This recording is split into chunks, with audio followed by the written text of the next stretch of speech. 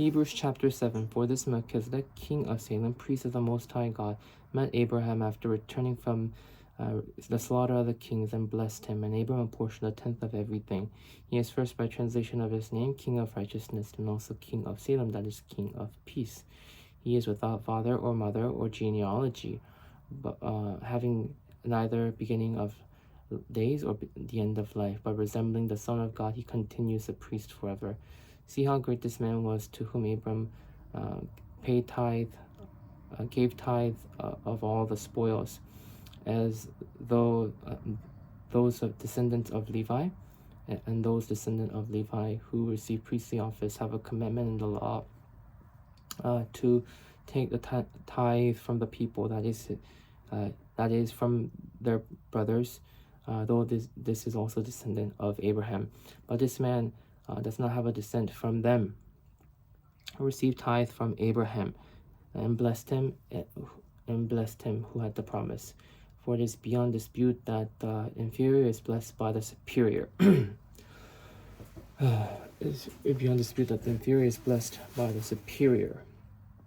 In the one case, tithe are received by mortal men, but in the other case, tithe by those who are testify that he lives. One might even say that Levi paid tithe. One might even say that Levi, who receives tithe, paid tithe to Abraham, since he was still in the loins of his ancestor when Melchizedek met him. Now, if perfection had been attainable through Levitical priesthood, for under it we receive the law, what further need would there have been for another priest to rise in the order of Melchizedek rather than the one named after the order of Aaron? For to whom these things were spoken belong to that tribe which no one has served at the altar. For it is evident that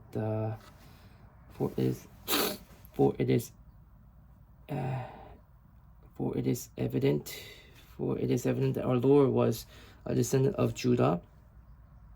For it is evident that the Lord was a descendant of Judah. In connection with that tribe, Moses said nothing about priests. This becomes more evident. This becomes even more evident when another priest arises in the likeness of Melchizedek, who has become a priest not on the basis of a legal requirement, but concerning bodily descent, but by the power of the indestructible life for it is witnessed of him, you are a priest forever after the order of Melchizedek.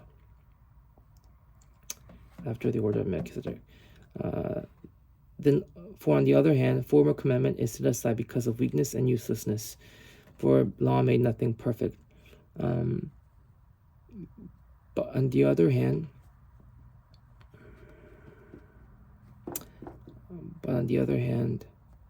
a better hope is introduced, through which we draw near to God.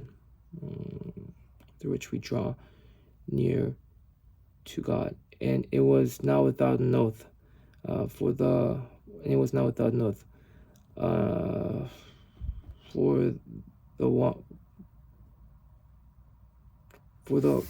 those who became priests, for those who formerly became a priest were without an oath, but this one was made a priest with an oath.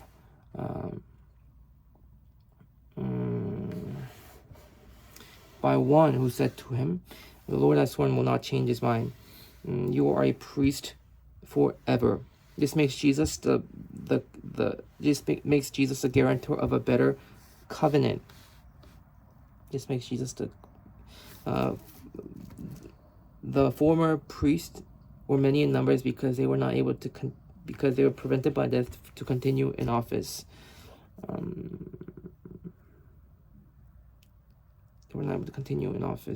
But he holds his priesthood permanently because he continues forever. Consequently, he is able to save those to the uttermost, those who draw near to God through him, who always lives to make intercession for them all. For it is indeed fitting that we should have a high priest who is holy, unstained, separated from sins, holy, innocent, unstained, separated from sins, and exalted above the heavens. He is not like those of the high priest who need to daily sacrifice daily, first for his own sin and those of the people. For since he did this for once and for all when he offered up himself.